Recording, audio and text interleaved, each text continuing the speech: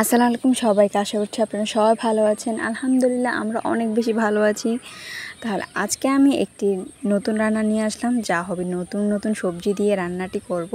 তো লাস্ট পর্যন্ত পুরো ভিডিওটি অবশ্যই দেখবেন। তো আজকে সকাল সকাল বাবা না বাজার থেকে বড় একটি কার্ফু মাছ এনেছিল। তো এটিকে দেখে তো অনেক বেশি খুশি। এটিকে কী দিয়ে রান্না করব, আজকে আমি কারকল দিয়ে এগুলাকে আর ডাটা দিয়ে মিশিয়ে একটি রান্না করতে যাব। চলুন। তো প্রথমে মাছগুলোকে আমি ভালো করে পরিষ্কার করে ধুয়ে টুয়ে কেটে ঘরে নিয়ে আসলাম। ঘরে নিয়ে এসে দেখুন মাছের মাথাটা তো অনেক বেশি বড়, তাই না?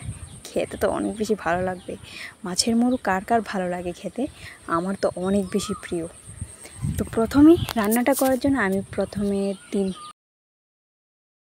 কয়েকটা বড় বড় মাছের পিস নিয়েছি। পিসগুলোকে ভালো করে পরিষ্কার করে লবণ হলুদ দিয়ে মেখে নিব। আর এত বড় মাছ একসাথে খাওয়া তো অসম্ভব ব্যাপার, তাই কয়েকটিই নিয়েছি, যেগুলো আমাদের হয়ে যাবে।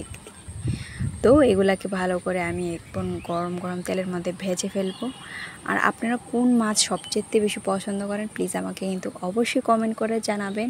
আর আপনারা এই সিজনের মধ্যে কারকল কি খেয়েছেন, কারকল কি ভালো ভালো কীভাবে রান্না করা যায় প্লিজ আমাকে অবশ্যই কিন্তু জানাবেন। আর আমি এদিকে সবগুলো সবজি কেটে ফেলেছি, কেটে ফেলে তার রেখে দিলাম সাইডে।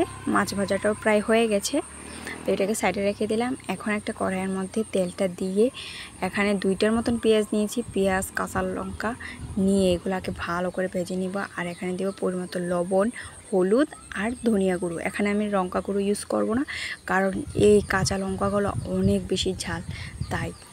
তো এদিকে আমি কারকল আর আলুগুলাকে একসাথে পেঁয়াজের মধ্যে দিয়ে দিব। দিয়ে এটাকে ভালো করে 2 মিনিটের মতো নাড়াচাড়া করব। নাড়াচাড়া করার পর আপনারা প্রয়োজন মতো এটাকে ভেজেও রান্না করতে পারবেন, কিন্তু আজকে ভাজার প্রয়োজন ছিল না, তাই আমি এইভাবেই রান্না করে নিব। তো এটাকে আপনারা পরিমতো ঝোল দেবেন।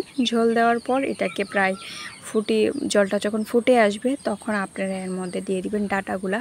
আর এই ডাটাগুলো না আমাদের ক্ষেতেরই ছিল, অনেক বেশি তাজা ছিল।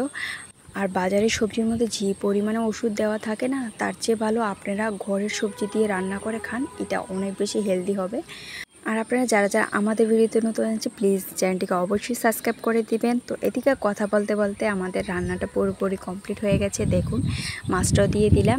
এবার খাওয়ার জন্য রান্নাটি পুরোপুরি কমপ্লিট। আজকে এই পর্যন্তই। ভালো লাগলে লাইক কমেন্ট শেয়ার করবেন। Thank you for watching.